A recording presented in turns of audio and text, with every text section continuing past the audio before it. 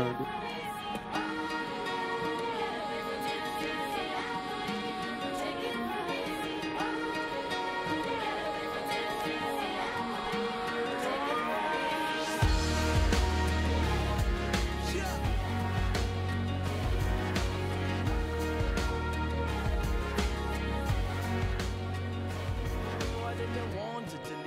South when I said that I would call you, squeeze you a little bit of love. I didn't want to, but it's good to see you. Tell me how you doing.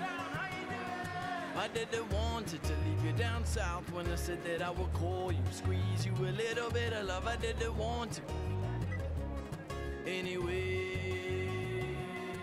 and in the light of day, I didn't know this.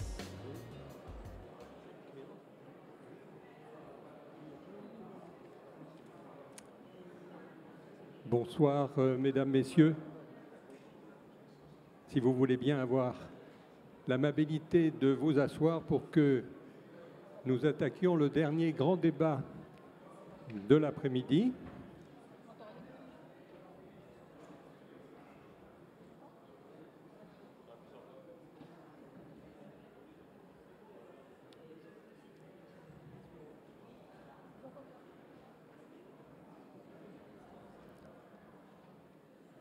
Voilà, nous sommes tous en place et nous allons donc nous attaquer au partenariat des entreprises et à la croissance partagée. C'est bien connu, de colloque en colloque, de débat en débat, on répète un peu toujours la même chose, et d'abord que l'Afrique a besoin d'entreprises. Elle a besoin des entreprises, on le dit aussi à satiété, non seulement parce que ce sont les entreprises qui créent de la valeur, mais aussi parce que l'endettement public ne peut plus aller plus haut. L'endettement des pays africains n'est pas très élevé, mais leur capacité contributive fiscale est un peu basse. Et puis, les entreprises ont besoin de l'Afrique. On vous a dit, d'étude en étude, que la classe moyenne africaine était en train de bondir. Alors tout dépend de comment on définit la classe moyenne africaine. Est-ce que c'est jusqu'à 7 $, 15 $, 20 $, 30 $ par personne et par jour? On ne sait pas trop. Mais il n'empêche qu'elle est là, elle pousse, elle construit des villes.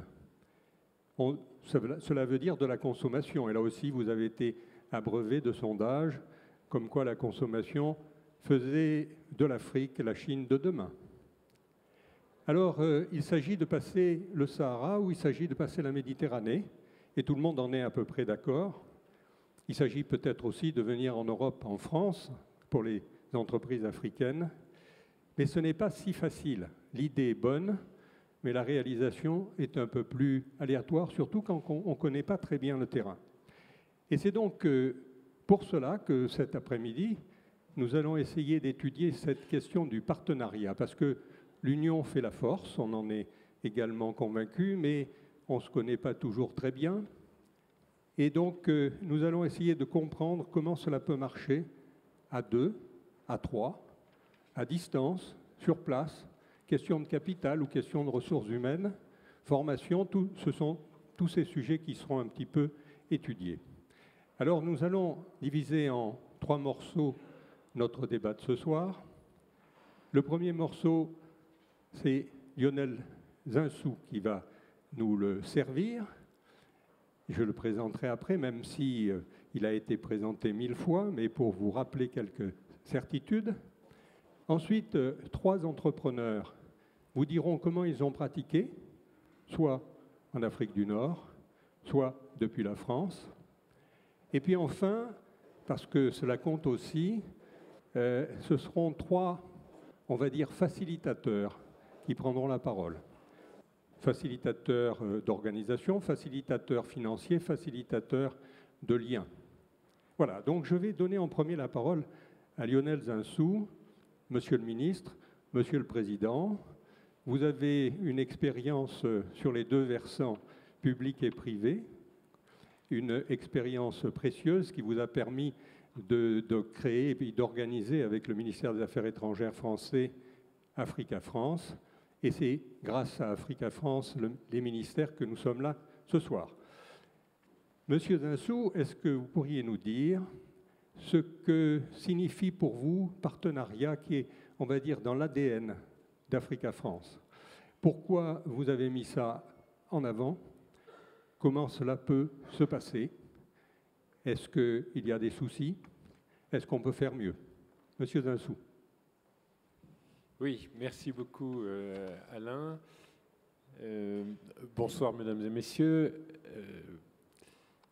C'est vrai qu'une des idées clés du rapport qu'on avait réalisé avec Hubert Védrine, Hakim El Karoui, Jean-Michel Severino et Tidiane Thiam, donc c'était assez éclectique comme expérience, c'était que les entreprises avaient leur mot à dire dans le développement et qu'elles avaient énormément à échanger entre elles et à faire passer ensuite leurs idées collectives en termes de plaidoyer, en termes de lobbying, de façon qu'on crée plus de croissance au nord et au sud du monde et de façon qu'on fasse bouger les gouvernements et qu'en partenariat, les entreprises seraient plus fortes.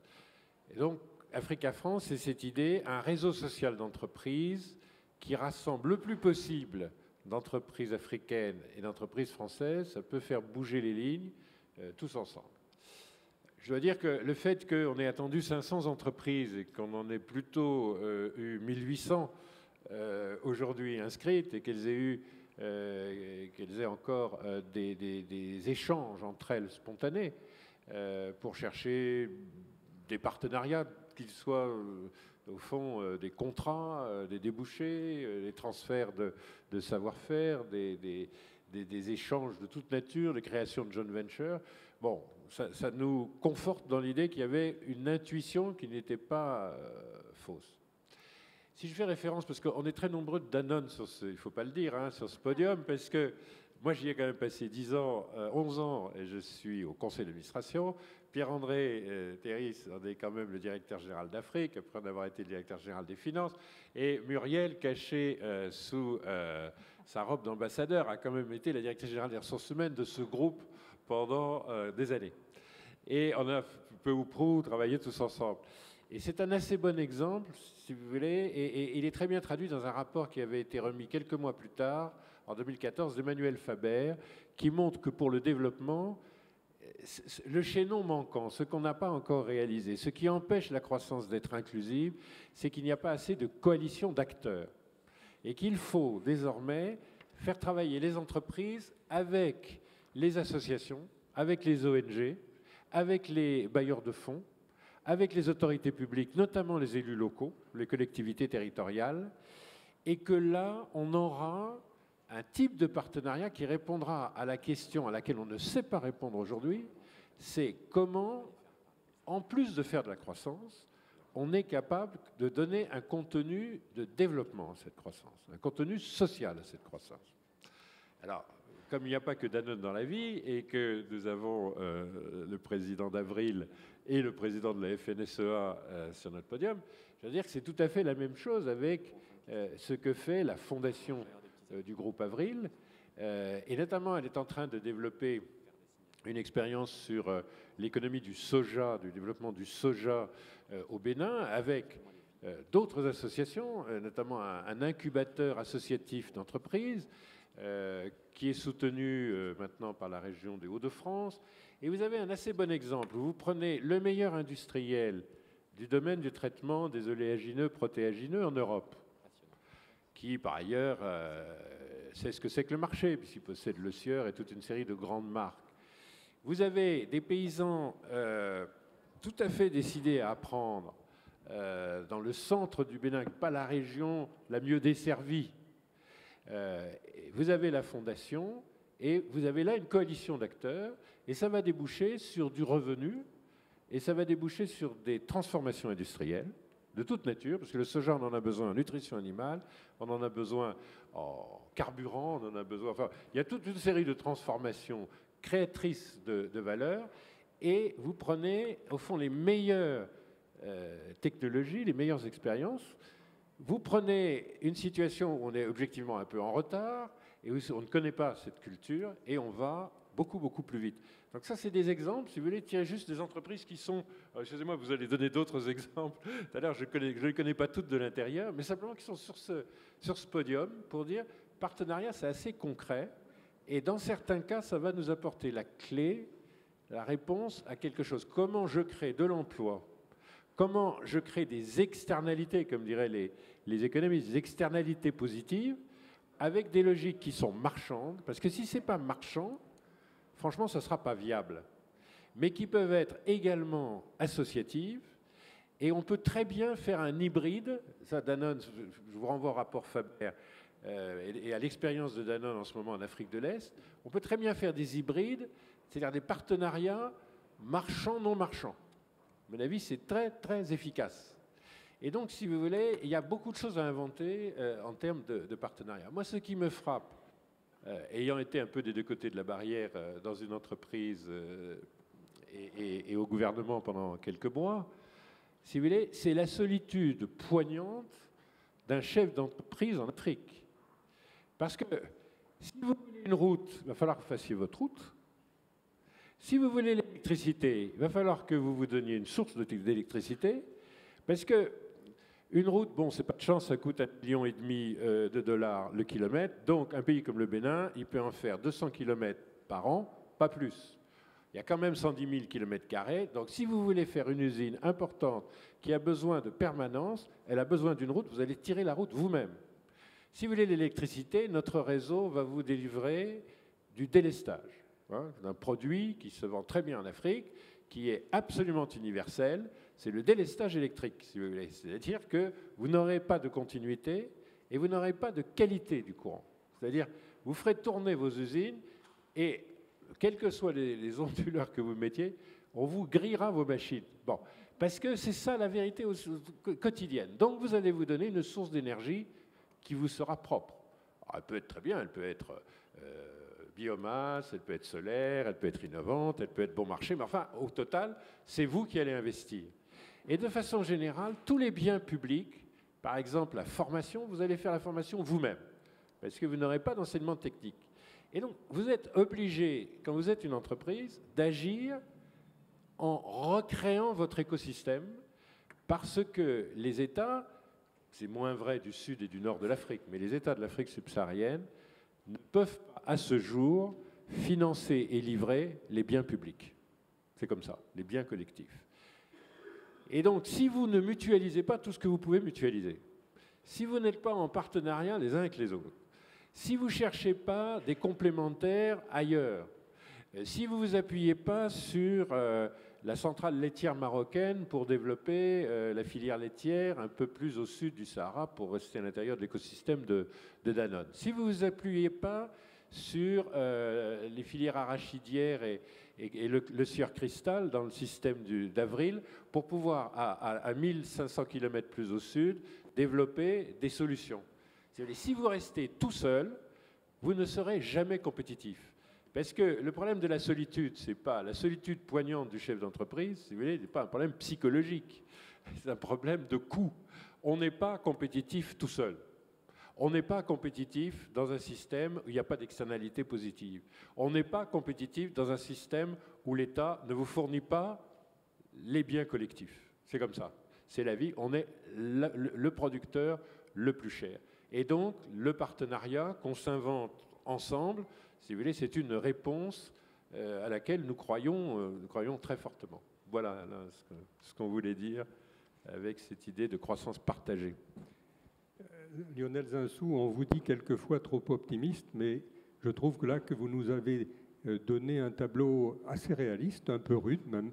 Et donc on va demander maintenant aux chefs d'entreprise présents s'ils corroborent votre diagnostic. Je donne la parole à M. Abderrahmane Benhamadi, qui est le fondateur et président du groupe algérien Condor, qui a, si mes souvenirs sont bons, bien démarré dans tout ce qui est électronique, dans les produits blancs aussi, je crois, qui avait développé un certain nombre de partenariats. Est-ce que vous pouvez nous les décrire tels que vous les avez pratiqués? Et est-ce que vous pouvez, comme M. Zinsou, nous dire aussi un peu la réalité qui n'est pas toujours rose? Merci. Bonsoir, mesdames et messieurs. Bon, je ne peux pas être aussi Parlez théorique. bien près du micro. Je ne peux pas être aussi théorique et avoir ces connaissances, Monsieur le ministre. Donc, en ce qui concerne l'Algérie, il y a trois types de partenariats. Il y a un partenariat qu'on appelle temporaire, un partenariat permanent et un partenariat qui est le plus important qui concerne les ressources humaines ou la recherche et le développement. Le partenariat temporaire, c'est deux entreprises, une étrangère, l'autre algérienne, qui font un groupement d'intérêts communs pour réaliser un équipement, un hôpital, une route, un lycée, des universités. Une fois le projet terminé, ces deux entreprises, ou même trois entreprises, se séparent, prennent leurs bénéfices et se séparent. Le deuxième partenariat, c'est un partenariat industriel, donc dans le cadre maintenant du 49-51, c'est pour réaliser, c'est créer un projet, une usine pour fabriquer quelque chose qui va durer dans le temps. Pour moi, le plus important, c'est le partenariat qui concerne le développement des ressources humaines, le développement de la recherche et développement, et c'est tout ce qui est réflexion pour réaliser quelque chose qui n'existe pas en Algérie. On prend par exemple, on veut construire une université, on vient chercher un bureau d'études d'architecture en France ou en Europe pour faire les études, et après la réalisation sera faite par une société algérienne. Nous sommes en partenariat avec beaucoup d'entreprises européennes, des États italiennes, turques, chinoises. On réalise des projets ensemble et ça, pour le moment, ça marche très bien. Merci beaucoup. Est-ce que vous pouvez nous dire quelle forme prend ce partenariat au niveau capitalistique, par exemple ? Bon, le partenariat, c'est un choix maintenant, c'est une obligation d'avoir le 49-51, mais il y a des sociétés qui veulent prendre 20%, 30% du capital pour travailler. Donc, on ne peut pas dire que toutes les sociétés qui veulent investir en Algérie vont vouloir investir toutes seules. La fameuse règle des 49-51, c'est-à-dire que la loi algérienne ne permet pas à un investisseur étranger de prendre plus que 49%. Est-ce que c'est un handicap pour vos partenariats ? Bon, moi je suis contre cette règle par principe. Je suis libéral, je suis pour la libre entreprise et je suis contre le mariage forcé. On ne peut pas demander à une entreprise qui vient investir en Algérie, créer de la richesse, créer de l'emploi, de chercher un associé pour travailler. Je pense que c'est un handicap, que cette règle doit disparaître.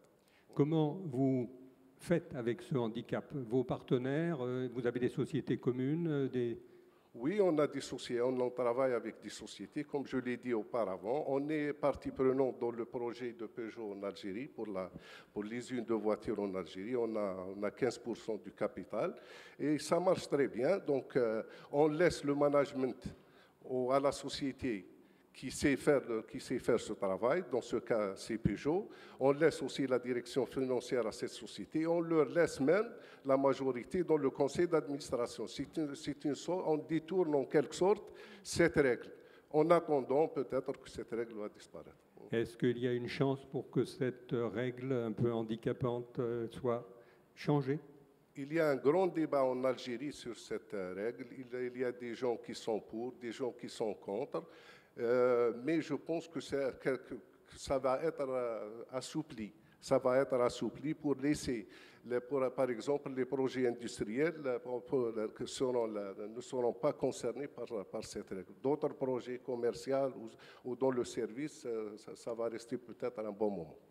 Vous êtes, pour conclure, très satisfait de votre partenariat à l'heure actuelle tel que vous le pratiquez, un peu contraint ? Oui, bien sûr, on est satisfait. On a eu des échecs avec des partenaires, ça n'a pas marché, mais on a d'autres aventures qui marchent très bien et on travaille. C'est une question de stratégie. C'est une question de philosophie. Si on a la même stratégie, la même philosophie que le partenaire, ça va durer dans le temps. Nous, en tant que société qui est basée en Algérie, qui est dans une petite ville d'Algérie, on pense beaucoup à l'avenir, on pense aux générations futures, on pense à créer la richesse à long terme, on pense aux étudiants qui sortent des universités. C'est un peu en contradiction peut-être par rapport au monde moderne où la recherche du bénéfice ou le profit rapide, mais c'est ça notre philosophie. Le problème maintenant des grandes sociétés ou les grands groupes, c'est la recherche de la réalisation du chiffre. Il y a des cadres qui sont chargés de réaliser des objectifs et ils vont réaliser ces objectifs aux dépens de l'avenir de la société. Merci beaucoup pour ce témoignage. Je vais donner maintenant la parole à Pierre-André Terris, qui est directeur général pour l'Afrique pour Danone. Alors, Danone a une très grande expérience en Afrique de l'agroalimentaire et a mené beaucoup de partenariats. Ça serait intéressant qu'on les décortique un peu, si vous voulez nous les rappeler et nous dire, comme votre prédécesseur, ce qui a un peu marché et ce qui a un peu raté.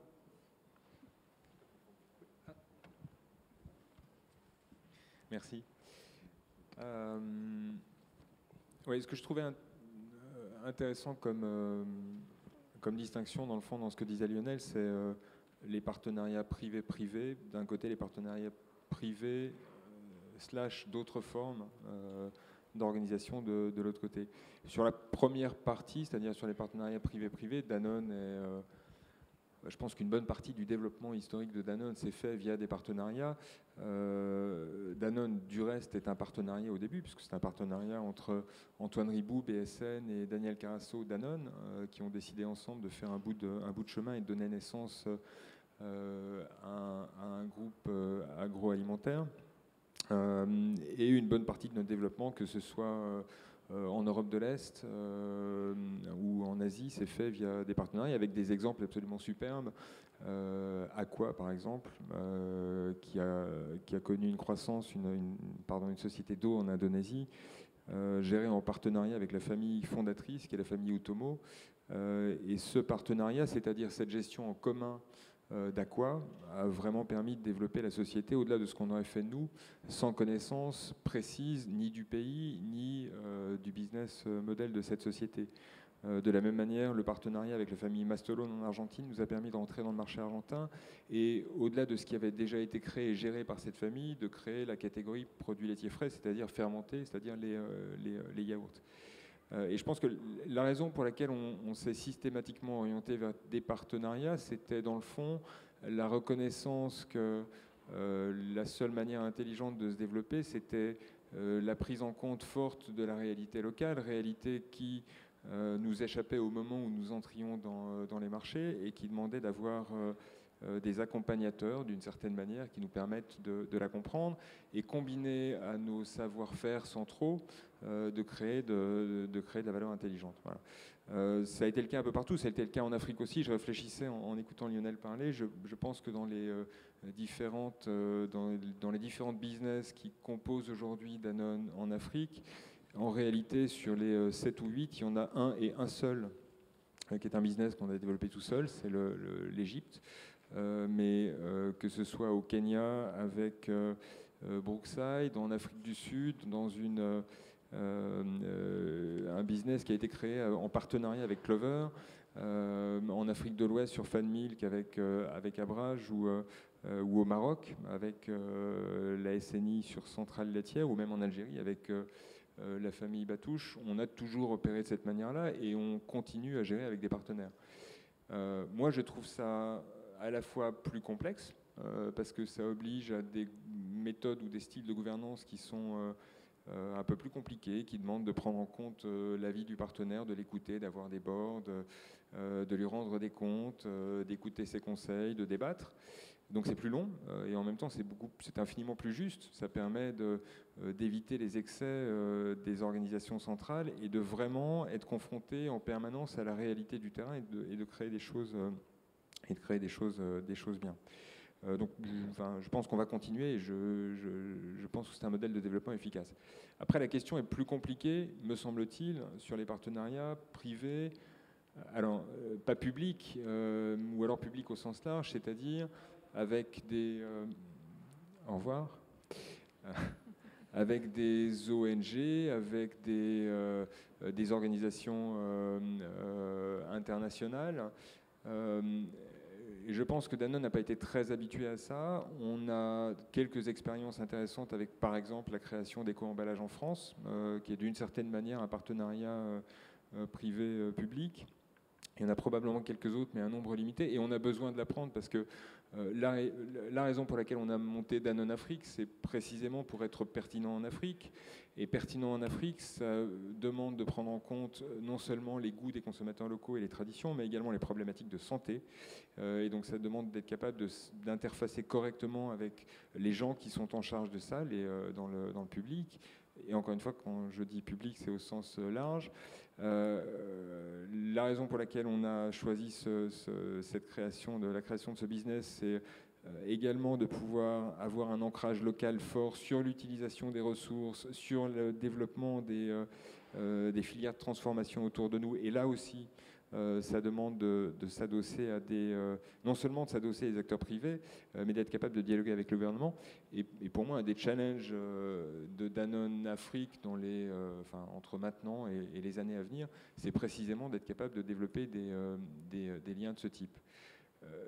Pour faire ça, juste une chose, parce que je trouve qu'on a développé des modèles intéressants, il y a des plateformes sociétales qui ont été créées chez Danone, qui sont en général des coalitions. C'est le cas de Danone Communities, des coalitions d'investisseurs. C'est le cas de Livelihood, dont le président est présent dans cette salle, qui est un fonds carbone qui a été créé par une dizaine d'entreprises françaises.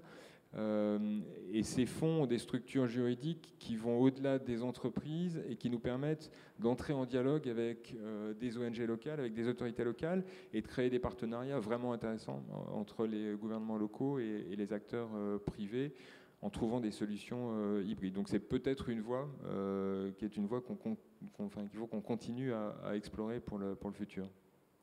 Je suis désolé, j'étais un peu long. Lionel Zinsou faisait allusion à, on va dire, votre côté protecteur. Vous prenez sous vos ailes pas que des ONG. Est-ce qu'il y a des entreprises locales et notamment des PME que vous hébergez, que vous épaulez, que vous accompagnez ? Oui, il y en a quelques-unes. Il y a un exemple qui est évidemment assez emblématique, qui est l'exemple de la laiterie du Berger au Sénégal. Qu'on a beaucoup appuyé, qu'on continue à beaucoup appuyer, qui est une petite entreprise non-for-profit, qui a été créée par un vétérinaire en Belgique, dont le premier but était d'utiliser le lait des éleveurs de manière à leur apporter un complément de revenus, et qui a fini par créer un acteur sur le marché du yaourt. Voilà, qu'on a beaucoup aidé dans son développement. Et là où je trouve que c'est très intéressant, c'est qu'on l'a aidé dans son développement, on lui a probablement beaucoup appris, mais il nous a aussi beaucoup appris. Et quand on essaye de réfléchir à l'innovation, je trouve que les produits développés par ce garçon sont vraiment intéressants et on est en train de les prendre pour essayer d'une certaine manière de les appliquer, répliquer au reste de l'Afrique. Il a notamment développé un tiakri, donc un mélange de yaourt et de boules de millet, qui est une recette locale, traditionnelle, qui dans le fond correspond bien aux besoins de protéines, le yaourt, et aux besoins d'énergie et de sucre via le millet. Et ce mélange protéines végétales, on le retrouve dans pas mal d'endroits d'Afrique sous des formes différentes. Donc voilà, on l'a aidé à se développer, on continue à l'aider à se développer, et lui en retour nous aide parce qu'il nous ouvre l'esprit, nous permet d'avoir accès à des idées auxquelles on n'aurait probablement jamais pensé sans cette exposition. Donc il y a un frottement vraiment intéressant. Un échange. Oui, absolument. Un partage. Entre nos activités dites mainstream et nos 1,4 milliard de chiffre d'affaires et l'ensemble des éléments de notre écosystème qui souvent sont de taille assez différente, mais dans le fond, en impact, sont tout aussi importants. Est-ce que vous avez rencontré, notamment avec ces PME, des petits problèmes de gestion des ressources humaines? Avec des PME à proprement parler, probablement, mais rien qui soit suffisamment majeur pour que ça me vienne à l'esprit tout de suite. Avec les partenariats au sens large, oui. Il y en a quelques-uns qui sont assez connus, du reste, un peu plus à l'est, en Asie. Il n'y en a pas eu beaucoup, et c'était souvent, dans le fond, des problèmes de choix du partenaire et de valeurs et d'absence de valeurs communes. Voilà, ou alors de divergences trop fortes dans les valeurs.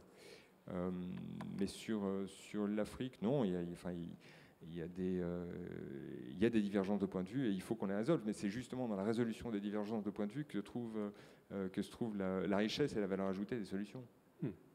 Je suis peut-être un peu trop optimiste. Non, mais vous dites un peu la même chose que M.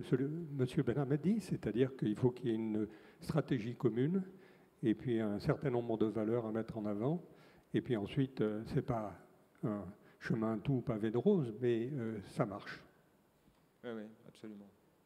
Je repensais à FanMilk qu'on co-gouverne avec un fonds d'investissement qui s'appelle Abrage. Et moi, je trouve que le fait de le faire ensemble est vraiment utile parce que ça nous permet de confronter nos points de vue et d'arriver souvent à dépasser des solutions qui pourraient être évidentes et qui, dans le fond, sont pas bonnes pour le business. Merci. Je t'en prie. Xavier Belin, vous avez eu plusieurs vies. Vous avez été agriculteur, puis vous avez grimpé, vous l'êtes toujours. Alors, vous menez plusieurs vies en même temps, agriculteur, syndicaliste agricole et maintenant chef d'entreprise. Il faut dire que la FNSEA est aussi une grosse entreprise, on va dire. Simplement, vous avez un versant plutôt public et un versant très privé. Et vous êtes très implanté au titre d'Avril en Afrique. Quelle est votre conception du partenariat et quelles sont les expériences dont vous pouvez nous faire profiter? Merci, bonsoir. Alors, d'abord, je voudrais apporter une précision. Je suis aussi le groupe Avril est membre d'un think tank qui s'appelle IPMED. Et je voudrais d'abord dire un petit mot d'IPMED parce qu'au départ, IPMED, c'était d'abord une relation entre entreprises du Nord et entreprises du Sud de la Méditerranée. Et progressivement, IPMED s'est intéressé aux subsahariens avec l'idée de concevoir ce qu'on appelle une verticale Europe, Méditerranée, Afrique. Et pourquoi nous en sommes arrivés là? Parce qu'à la demande justement des chefs d'entreprise qui composent IPMED, du nord et du sud de la Méditerranée d'ailleurs, on voit bien qu'aujourd'hui, dans cette dimension, dans cette idée de recherche de partenariats actifs qui vont au-delà des seuls actes commerciaux, mais qui vont voir et qui voient déjà naître la notion de co-développement, de partenariat en matière d'investissement, de co-investissement justement, mais aussi d'une forme de développement justement partagé entre le nord et le sud. On sent bien qu'aujourd'hui, entre des entreprises qui s'implantent du nord, notamment sur ce bassin méditerranéen, et qui ensuite se disent, mais après tout, quand on est au Maroc, d'aller au Sénégal, c'est formidable, on fait un saut de puce en quelque sorte, pas aussi simple que ça, mais enfin, on voit qu'il y a quand même des opportunités. C'est vrai aussi du côté de l'Europe, du côté de l'Afrique de l'Est. En tout cas, il y a une volonté désormais, en quelque sorte, d'organiser ce maillage et surtout cette capacité à co-construire un certain nombre de projets et d'initiatives. Alors, Lionel l'a dit tout à l'heure de manière très, très juste, on sent bien aujourd'hui que, d'une part, les entreprises vont souvent plus vite que les gouvernements, et c'est assez naturel finalement, ce qui leur pose parfois un certain nombre de difficultés à résoudre sur le plan juridique, sur le plan financier, sur le plan des normes par exemple. Enfin, il y a beaucoup de sujets sur lesquels on doit progresser, et les entreprises évidemment qui, elles, sont dans le développement, parfois même dans l'urgence, elles ressentent une difficulté à avancer aussi vite que le permettent les institutions ou les règles gouvernementales en question. Deuxième élément sur lequel je voudrais dire un petit mot en introduction, c'est quand même qu'on a beaucoup de défis communs à résoudre. Il y a tous ceux qui ont dû être énoncés depuis ce matin. Je veux parler du réchauffement climatique, je veux parler du volet énergétique. Il y a beaucoup de domaines sur lesquels nous avons des enjeux et des défis communs. Évidemment, celui que je porte, moi, c'est ce défi alimentaire qui repose à la fois sur une dimension agricole, au sens de la production, mais qui repose aussi à l'autre bout de la chaîne alimentaire sur à la fois la valorisation des produits, et ce que vous venez de dire à l'instant est très juste, je le partage complètement, mais aussi les modes de distribution, et puis finalement, pour le dire encore plus simplement, les relations au sein de cette chaîne alimentaire, du semencier jusqu'au consommateur. Or, c'est là où nous avons le sentiment aujourd'hui que nous pouvons non seulement progresser, mais que nos enjeux sont partagés et communs. Pourquoi ? D'abord parce que quand je regarde les grands chiffres de l'Afrique, et en particulier de l'Afrique subsaharienne, il y a quand même, malgré tout, et les chiffres sont têtus, il y a beaucoup d'inquiétudes en ce moment qui sont portées sur ces grands indicateurs. Je vais en citer 2 ou 3. Le fait qu'aujourd'hui, alors je commence peut-être par le plus préoccupant, le fait qu'on estime que depuis 1993 jusqu'à aujourd'hui, on est passé de 175 millions de personnes qui vivent en Afrique subsaharienne, qui sont en situation de grandes difficultés alimentaires, à aujourd'hui plus de 220 millions de personnes. Donc c'est un premier sujet sur lequel, évidemment, il faut se porter. Le deuxième sujet, qui est plus positif, en quelque sorte, c'est qu'on voit bien que l'agriculture, je parle vraiment d'agriculture au sens productif du terme, malgré tout, reste une composante essentielle de l'activité économique sur la plupart des pays du subsaharien. C'est sans doute là aussi un indicateur qu'il va falloir faire bouger. Je regarde aujourd'hui ce que nous dit par exemple la FAO, ou le programme des Nations Unies pour l'alimentation. On estime qu'aujourd'hui 65% des actifs africains, je parle des personnes actives africaines, dépendent du secteur agricole. Ce qui est énorme. C'est des chiffres que nous avions, partons de faire une référence de ce niveau, mais les chiffres que nous avions en France il y a plus de 100 ans. On était au 19e siècle encore à l'époque. Donc ça veut dire que là aussi, on doit travailler sur cette question et faire en sorte que d'une agriculture vivrière, on passe à une agriculture qui soit beaucoup plus impliquée justement dans ces systèmes de construction de filières, et qu'en particulier, entre l'amont et l'aval, entre la semence et le consommateur, on puisse progresser aussi sur tous ces sujets.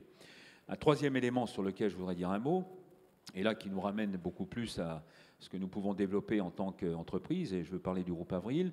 Je prends 4 exemples très rapides. Le premier qui est au Maroc.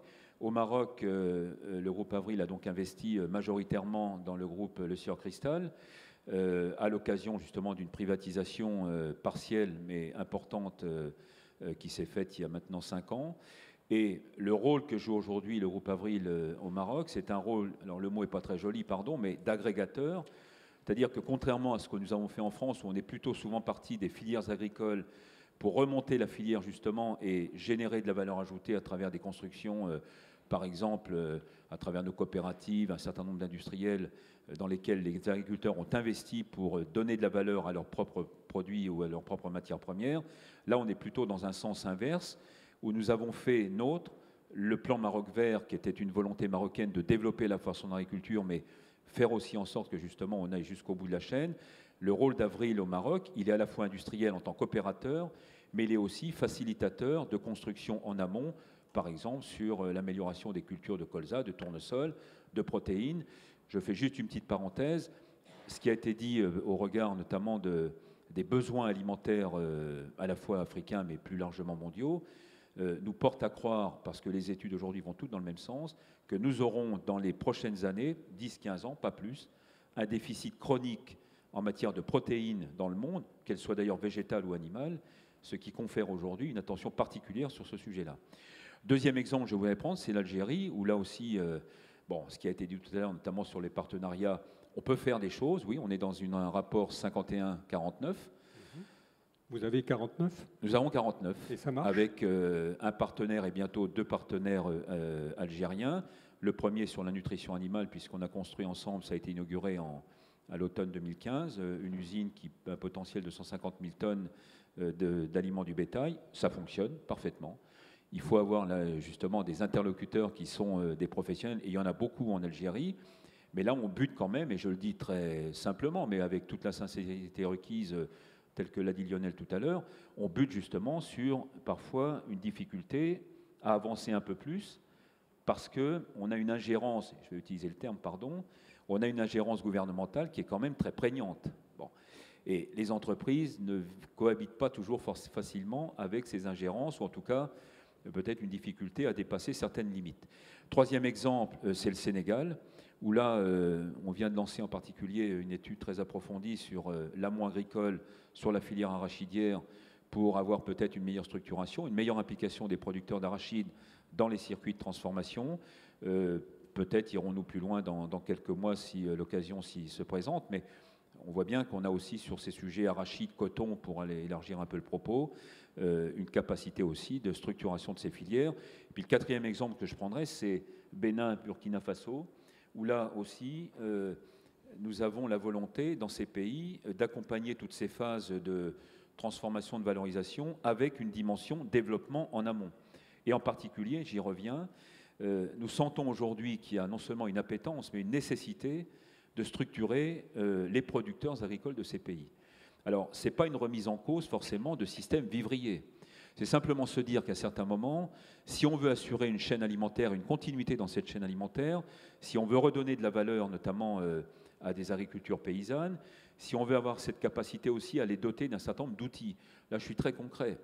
Par exemple, l'accès à des informations pour un agriculteur sénégalais, voire un agriculteur burkinabé, sur le marché de Dakar, à combien se négocie la fève d'arachide ou la balle de coton ou autre, ce sont des éléments très importants qui peuvent structurer, qui peuvent redonner justement capacité de négociation, en tout cas capacité à faire des producteurs agricoles de vrais acteurs de la chaîne alimentaire. Et je terminerai par quelques propositions très rapidement. D'abord, la question a été posée, vous avez posé la question tout à l'heure, des ressources humaines. J'ai envie de dire pour ma part, sur le plan industriel, là, pour le coup, entre les managers dans ces pays, notamment du subsaharien, qui sont très bien formés, qui souvent sont issus des grandes écoles britanniques, américaines, françaises, et puis l'ouvrier qualifié, il y a entre les deux un vide, notamment sur des personnels techniques, des personnels d'encadrement d'équipe. Là, je trouve qu'il y a un vide sur lequel il nous faut travailler, d'où la nécessité aussi d'investir ou de co-investir, pas simplement sur des outils de production et de transformation, mais aussi sur la formation en tant que telle et sur la capacité, non pas pour envoyer ces jeunes forcément à l'étranger systématiquement, encore que ça peut être possible, mais pour développer avec nos propres cursus de formation, sans doute des collaborations actives. Un deuxième point de proposition sur lequel je veux mettre l'accent, j'y reviens systématiquement parce que pour nous, quand je dis nous, dans cette filière alimentaire, c'est un enjeu essentiel, c'est le renforcement de cette dimension interprofessionnelle, avec sans doute un certain nombre d'actes législatifs qui confèrent justement à ces interprofessions non seulement une capacité de dialogue et de négociation, mais des moyens aussi donnés à chacun des acteurs de cette chaîne alimentaire. Et puis je terminerai par alors ce n'est pas vraiment une proposition parce que je vais enfoncer des portes ouvertes, mais entre la capacité que développent un certain nombre de grands groupes, et j'en ai un à côté de moi évidemment, mais aussi des grands groupes du CAC, qui sont d'ailleurs dans des domaines assez différents, et le rôle que pourrait jouer un certain nombre de PME, d'ETI, notamment françaises, qui souhaitent s'implanter, pas simplement encore une fois par un acte commercial, mais in situ, pour produire, pour développer. Je pense qu'il est essentiel qu'on réfléchisse aussi de manière beaucoup plus active et surtout déterminée à la capacité de tutorat ou de parrainage que pourraient exercer ces grands groupes sur justement des PME, des petites ETI, en tout cas des ETI en devenir, pour justement favoriser leur accueil sur place, les mettre aussi en garde sur un certain nombre de risques, parce qu'il y a aussi un certain nombre de risques, mais leur ouvrir aussi un certain nombre de portes, par exemple dans le domaine financier, dans le domaine juridique, dans le domaine public, enfin au sens gouvernemental du terme. Je crois que sur tout ça, on peut quand même sans doute améliorer les choses. Et mon dernier mot sera à l'endroit de nos partenaires africains. Je le dis avec beaucoup de conviction, parce que je le dis partout, nous avons la chance d'avoir dans de nombreux pays d'Afrique des partenaires industriels qui sont vraiment des partenaires professionnels, de grande qualité, et qui sont prêts justement à développer leur propre activité en partenariat, en co-développement, en co-investissement. Je pense que ça aussi, nous devons le prendre en compte dans nos relations et surtout dans notre capacité de développement. Ça fait partie d'un enjeu qui est extrêmement fort aujourd'hui. Je vais le dire avec mes mots, mais je suis aussi syndicaliste, donc de temps en temps, je vais peut-être un peu directement ou brutalement. Enfin, on ne va pas laisser les Chinois, les Américains, les Brésiliens seuls sur ce continent. Bon, la repentance, enfin, il faut arrêter. Je crois qu'aujourd'hui, on est dans un autre monde et on a intérêt justement à investir de plus en plus et surtout avec toute la conviction requise dans ces pays parce que c'est vraiment sans doute une source de développement pour nous-mêmes, mais dans cette relation justement Europe, Méditerranée, Afrique. Merci. Vous avez parlé vous avez utilisé le terme d'intégrateur.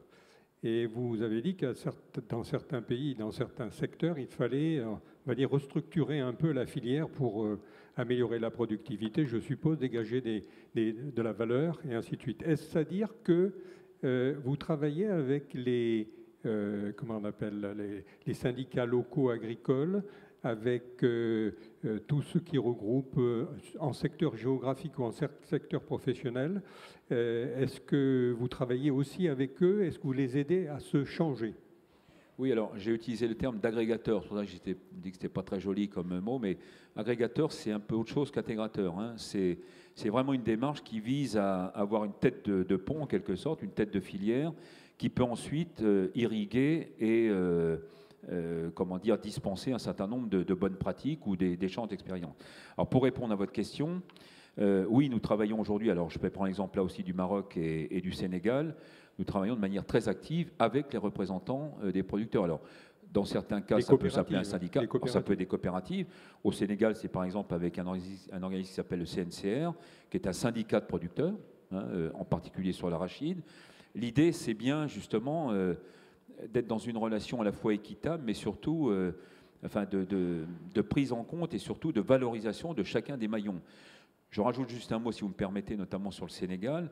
L'intérêt que nous y trouvons, quand je dis nous, c'est le groupe Avril en particulier sur cette question arachidière, c'est que d'une part, d'abord, on a des interlocuteurs organisés, ça c'est important, mais surtout, ça peut permettre aussi, et c'est l'expérience française qui nous fait dire ça, le groupe Avril, pour ceux qui ne connaissent pas, ce sont des paysans qui, il y a 35 ans, ont décidé de mettre ensemble un certain nombre de ressources pour créer justement d'abord un établissement bisancier, puis un groupe industriel capable de valoriser leurs graines de colza, de tournesol, etc. Bon, ça a été une réussite, mais ça a été une réussite parce que finalement, toutes les parties y ont trouvé un intérêt. Le producteur, le transformateur et le financier, fiscalement, c'est quand même le nerf de la guerre. C'est ça aussi, alors il ne s'agit pas de reproduire à l'identique, mais c'est d'offrir des perspectives et surtout une capacité à se dire, je ne suis pas un simple livreur de graines, je ne suis pas un simple industriel qui va chercher ou qui va faire son benchmark de graines ici ou là. Non, on essaie au fond d'avoir une relation gagnant-gagnant et surtout d'apporter de la valeur aussi bien pour les hommes et les femmes qui travaillent dans ces filières que pour les territoires et pour évidemment l'économie de ces pays. Merci. Je vais donner la parole maintenant à Madame Sipo Moyo, qui est directrice de cabinet du président de la Banque africaine de développement. Madame Moyo a une carrière internationale fournie, puisqu'elle a été à la Banque mondiale, aux Nations unies, qu'elle s'est occupée aussi elle a été directrice exécutive de l'ONG One, et aujourd'hui, donc, elle est avec le président de la BAD, pour subventionner, pour aider, pour épauler toutes les initiatives qui peuvent créer du développement et de la croissance partagée. La BAD, à l'heure actuelle, se trouve à peu près en concurrence quantitative avec la Banque mondiale en ce qui concerne les montants des financements sur le continent africain. Elle finance un peu plus, c'est dire le poids de la BAD. La BAD vient de changer de président. Bientôt, on connaîtra très bien la stratégie qu'il veut mettre en place. Mais d'ores et déjà, Madame Moyo peut nous dire comment la BAD soutient les partenariats entre les entreprises du Nord, du Sud, bipartisanes, j'allais dire, tripartites. Madame Moyo. Thank you so much. Can you hear me? Okay, so we're going to talk a little bit about inclusive growth in Africa. What I would like to do essentially, after I introduce with inclusive growth, part of the reason growth has not been inclusive in Africa is that, usually in Africa when you have a panel of about 6 people, 4 of them men and 2 of them women, the women speak last, and it's you know, it's not intentional. It's it's a coincidence. It's not by coincidence, but the women tend to speak last. So anyway, okay. So, but I just thought I'd start with a joke.